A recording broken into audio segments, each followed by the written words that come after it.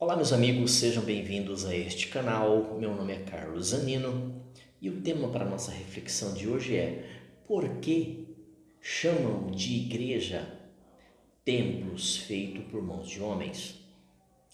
Para sintetizar, o que é templo, igreja? Vamos dar asa aqui ao subtítulo. Se igreja são pessoas, por que chamam essas denominações de casa de Deus? Então, é um assunto bastante extenso, coisa que eu já tenho neste canal, mas eu gostaria de trazer assim um pouco mais de informação. Bora comigo? Então vamos lá. Hoje vemos na atualidade muitas igrejas, templos, investindo verdadeiras fortunas em construções enormes, luxuosas, caríssimas, com materiais de mármores, madeiras.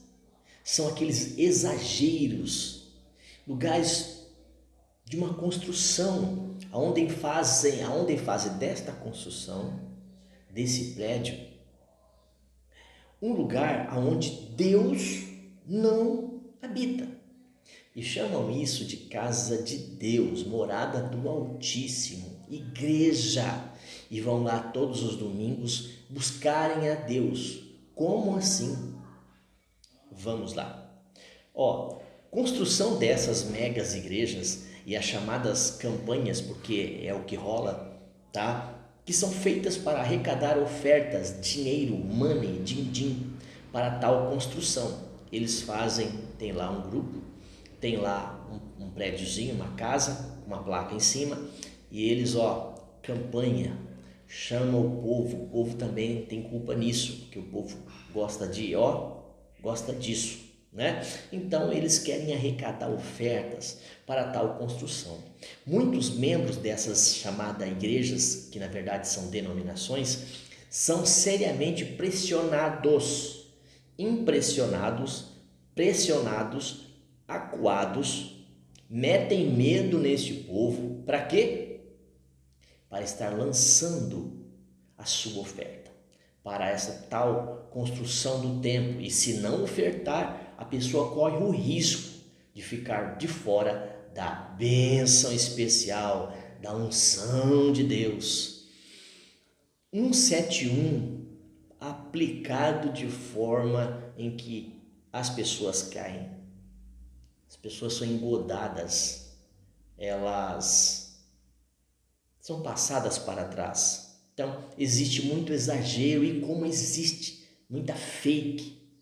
Então, enquanto muita gente, até mesmo na própria igreja, passa dificuldades e necessidades financeiras gravíssimas, às vezes não tem o arroz com feijão, gastam-se fortunas de construção desses luxuosos prédios 5 estrelas, com direito a camarotes para pregadores e cantores gospel convidados, ok? Então, tem muito disso de honrar homens de Deus, grandes homens de Deus, grandes figuras, cantores, pregadores, apóstolos, bispos. Agora acho que deve ter agora, brincadeiras à parte, semideuses. Então, daqui a pouco eles estão levantando aí os semideuses, tá? Então, verdadeiramente isso é um absurdo, isso é uma vergonha. O pior de tudo isso é que o conceito, entre aspas, igreja, está totalmente vinculado a esses templos, como se vivêssemos ainda na época do Antigo Testamento. Uma paradinha aqui, Esses espertalhões, essa liderança esperta da cristandade, tá? Eles pegam toda a Bíblia e pegam de Gênesis a Apocalipse, aí olha tudo, confere tudo, aquilo que for de bom para eles, aí é isso que você vai receber. Mas o que for de bom para eles, não para você, tá? Para você, eles olham para vocês e chamam vocês de otários. Nos chamavam de otários, né? Nos chamavam de otários, ou melhor, me chamavam, porque eu já não faço mais parte disso. Já faz algum tempo. Vamos lá.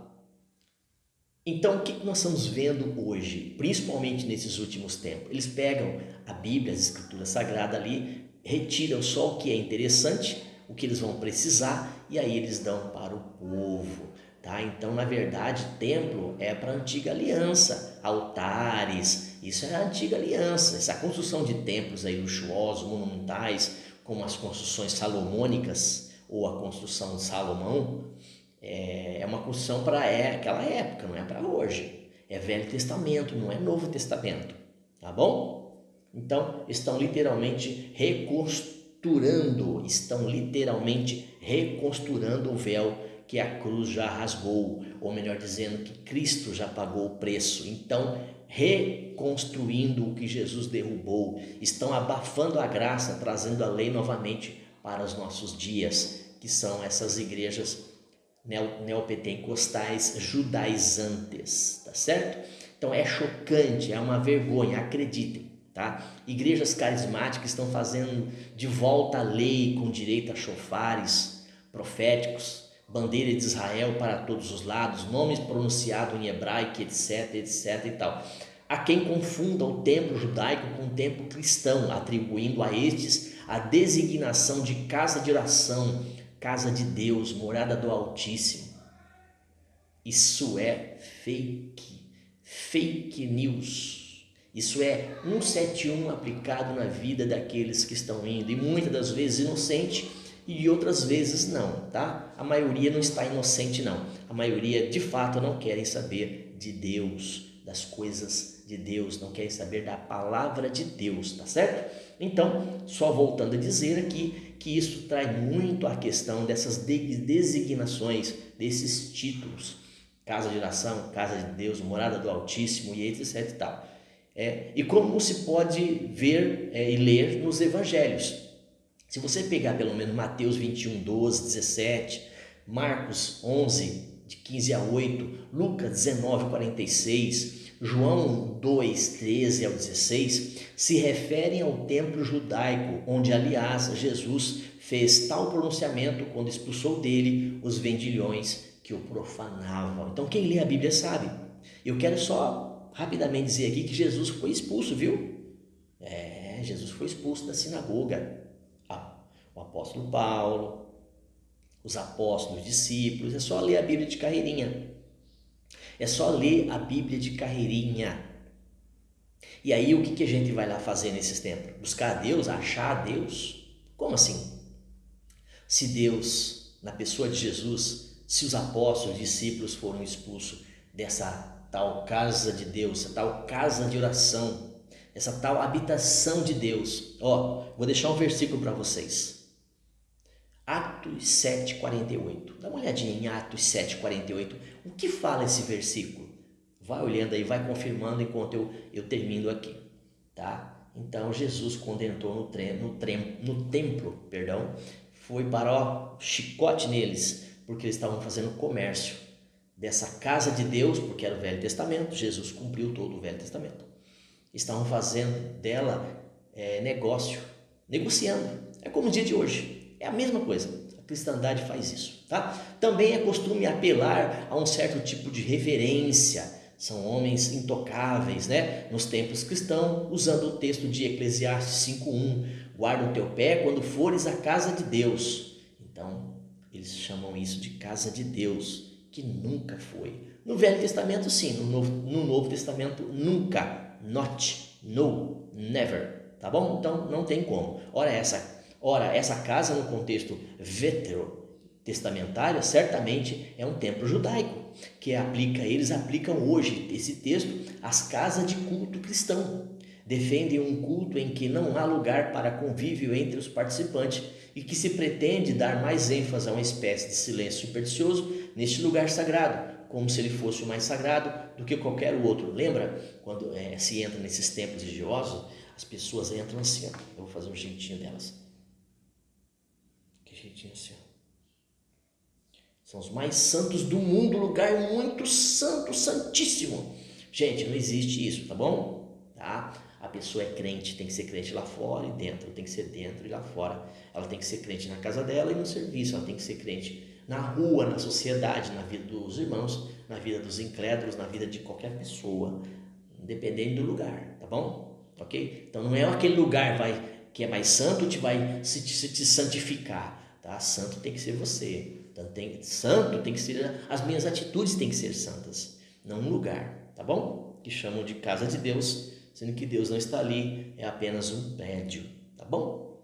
Então vamos continuar para ir ao final? Bora então. Então isso é uma pretensão que eles têm, tá certo? Há muitas práticas e atitudes judaizantes dentro do cristianismo atual. É o que nós temos mais visto, ou que mais temos visto, tá certo? Então, essas e entre outras, que talvez uma das mais graves ênfase que se dão a esses templos, chamado de igreja, baseando tudo isso no Velho Testamento, nela vemos aí algo que acontece constantemente, que é o comércio, é a teologia da prosperidade, a confissão positiva, tudo aquilo que a gente tem engolido aí todos esses anos, tá bom? Ao invés de estarem anunciando e pregando a palavra vivificadora. Então, nós vemos aí apenas antiguidades, nós vemos apenas coisas que são do passado. Eles batem tudo no liquidificador e dá para o povo beber, tá? Então, essas chamadas igrejas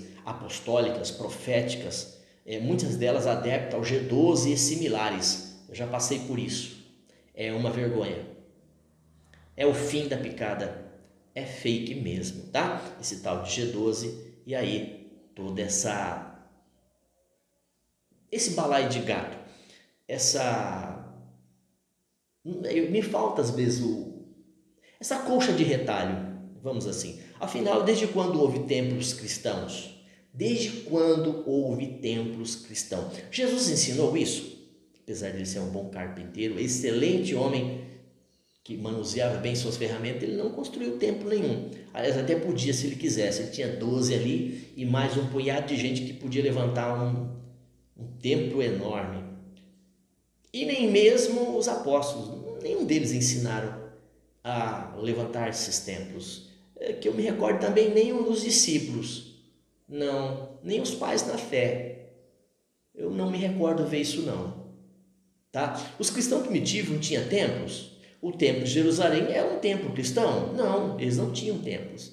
Eles estavam do templo para o pátio do templo, do pátio do templo para as casas, das casas, ali junto à comunidade e à rua.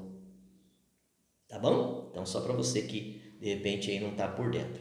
Vamos usar exemplo de Romanos 6,5 e 1 Coríntios 16,19. Tá certo? Então, se você quiser dar uma lida aí, você pode dar uma lida, tá? Isso vai com certeza trazer para você algo que vai trazer uma mensagem no seu coração. Só lembrando aqui que eu não vou continuar a mensagem porque acho que já dá para entender, né?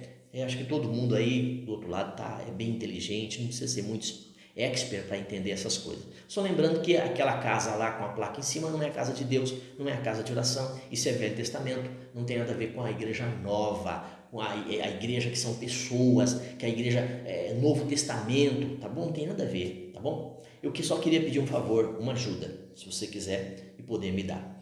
Se você não é inscrito, se inscreva, entra aí, Carlos Zanino aí no YouTube, se inscreve neste canal, toque no sininho de notificações, a plataforma vai estar lembrando você dos próximos vídeos.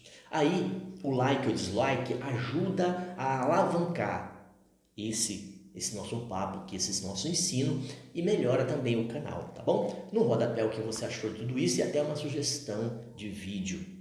Ok, meu querido, minha querida? Deus abençoe vocês, a casa de vocês e tudo que vocês estiverem fazendo. E até um próximo vídeo.